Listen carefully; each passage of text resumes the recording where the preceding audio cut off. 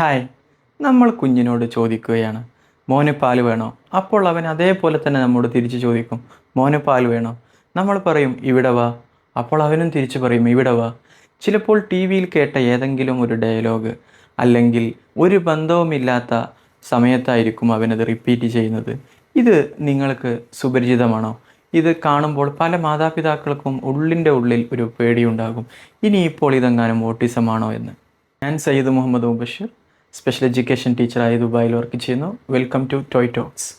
ഇന്ന് നമ്മൾ സംസാരിക്കാൻ പോകുന്നത് മാതാപിതാക്കളുടെ ഒരു വലിയ ടെൻഷനെ കുറിച്ചാണ്. ഈ എക്കോലാലിയ അഥവാ കേട്ടത് തന്നെ ആവർത്തിച്ച് പറയുന്ന ശീലം എന്താണ്?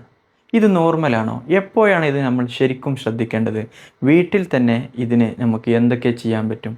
ഇതാണ് ഇന്ന് നമ്മുടെ ടോപ്പിക്. ആദ്യം തന്നെ ഒരു കാര്യം വളരെ വ്യക്തമായിട്ട് പറയാം. കുട്ടികൾ എങ്ങനെയാണ് സംസാരിക്കാൻ പഠിക്കുന്നത്? അവർ നമ്മൾ പറയുന്നത് കേൾക്കും, അതുപോലെ തന്നെ റിപ്പീറ്റ് ചെയ്യാൻ ശ്രമിക്കും. അതാണ് അവരുടെ ആദ്യത്തെ പടി. ഒന്ന് ആലോചിച്ച് നോക്കൂ, നമ്മുടെയൊക്കെ കുട്ടിക്കാലത്ത് നമ്മളും ടി വിയിൽ കേട്ട പരസ്യങ്ങളൊക്കെ ആവർത്തിക്കാറില്ലേ?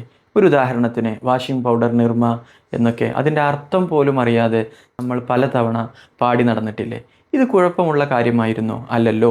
അതുപോലെ തന്നെ 2 മുതൽ 3 വയസ്സ് വരെയുള്ള കുട്ടികളിൽ ഈ എക്കോലാലിയ കാണുന്നത് അവരുടെ സംസാരശേഷി വളരുന്നതിൻ്റെ ഒരു സ്വാഭാവികമായ ഭാഗം മാത്രമാണ്. അതിലൊട്ടും പേടിക്കാനില്ല. പക്ഷേ നമ്മൾ ശ്രദ്ധിക്കേണ്ട ഒരു സമയമുണ്ട്. കുട്ടിക്ക് 3 വയസ്സ് കഴിഞ്ഞിട്ടും സ്വന്തമായി അർത്ഥമുള്ള ഒരു വാചകം ഉണ്ടാക്കാൻ കഴിയുന്നില്ല. പകരം എപ്പോഴും കേട്ടത് റിപ്പീറ്റ് ചെയ്യുകയാണെങ്കിൽ മാത്രം നമ്മളൊന്ന് ശ്രദ്ധിക്കേണ്ടതുണ്ട്.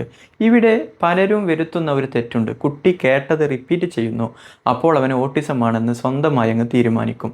അത് 100% തെറ്റാണ്. എക്കോലാലിയ ഓട്ടിസമുള്ള കുട്ടികളിൽ കാണാറുണ്ട് എന്നത് സത്യം തന്നെയാണ്. പക്ഷേ അത് മാത്രം വെച്ച് ഓട്ടിസമാണെന്ന് പറയാൻ കഴിയില്ല. സംസാരം വൈകുന്നതിനും മറ്റ് ഡെവലപ്മെൻറ്റൽ ഡിലേകളിലും ഇത് കാണാറുണ്ട്. ഇനി ഇതിൽ ഏറ്റവും പ്രധാനപ്പെട്ട കാര്യം പറയട്ടെ. നമ്മൾ വിചാരിക്കുന്നത് കുട്ടി വെറുതെ റിപ്പീറ്റ് ചെയ്ത് കളിക്കുകയാണെന്നാണ്. എന്നാൽ യഥാർത്ഥത്തിൽ എന്താണ് സംഭവിക്കുന്നതെന്നറിയാമോ? കുട്ടി നമ്മളോട് സംസാരിക്കാൻ ശ്രമിക്കുകയാണ്. അവൻ്റെ കമ്മ്യൂണിക്കേഷൻ അറ്റംപ്റ്റാണിത്. ഇനി ഞാനൊരു ഉദാഹരണം പറയാം. കുട്ടി നമ്മുടെ അടുത്ത് വന്ന് ചോക്ലേറ്റ് വേണോ എന്ന് ചോദിച്ചാൽ നിങ്ങൾ കരുതും ഇവൻ എന്നോട് ചോദിക്കുകയാണെന്ന്. അല്ല, അവൻ ചോക്ലേറ്റ് വേണം, പക്ഷേ എനിക്ക് ചോക്ലേറ്റ് വേണമെന്ന് സ്വന്തമായിട്ടൊരു വാചകം ഉണ്ടാക്കാൻ അവൻ അറിയില്ല. അതുകൊണ്ട് അവൻ എവിടെയോ കേട്ട് പഠിച്ച വാചകം അവിടെ ഉപയോഗിക്കുകയാണ്. ഈ ഉദ്ദേശം മനസ്സിലാക്കാതെ നമ്മൾ ദേഷ്യപ്പെട്ടാൽ കുട്ടി നമ്മളോട് സംസാരിക്കാൻ ശ്രമിക്കുന്നത് അവിടെ വെച്ച് തന്നെ നിർത്തുകയും ചെയ്യും.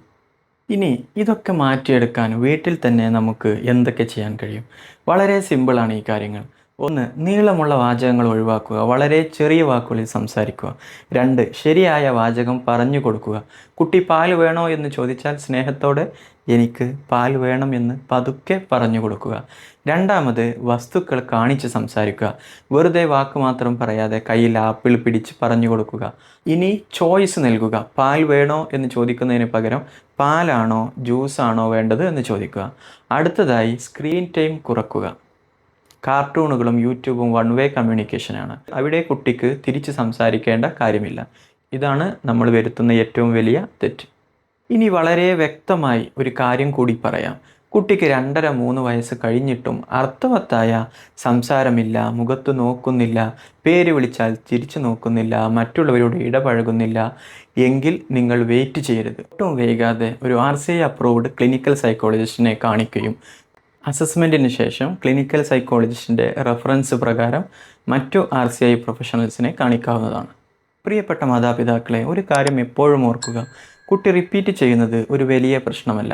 അത് അവൻ നിങ്ങളോട് അല്ലെങ്കിൽ പേരൻസിനോട് സംസാരിക്കാൻ നടത്തുന്ന ആദ്യത്തെ ശ്രമമാണ്. അത് മനസ്സിലാക്കി ശരിയായ രീതിയിൽ സ്നേഹത്തോടെ സപ്പോർട്ട് ചെയ്താൽ അവൻ സംസാരിച്ചു തുടങ്ങും. ഈ വീഡിയോ ഇതേ കാര്യങ്ങൾ ഓർത്ത് ഇപ്പോൾ ടെൻഷൻ അടിച്ചിരിക്കുന്ന ഏതെങ്കിലും ഒരു അച്ഛനോ അമ്മക്കോ ഷെയർ ചെയ്ത് കൊടുക്കാവുന്നതാണ്. കാരണം ചിലപ്പോൾ അവർക്ക് വേണ്ടത് ഉപദേശമല്ല, ഇത്തരം ചെറിയൊരു ക്ലാരിറ്റി ആയിരിക്കാം. ഉപകാരപ്രദമായ മറ്റൊരു വീഡിയോയുമായി നമുക്ക് വീണ്ടും കാണാം. Happy parenting.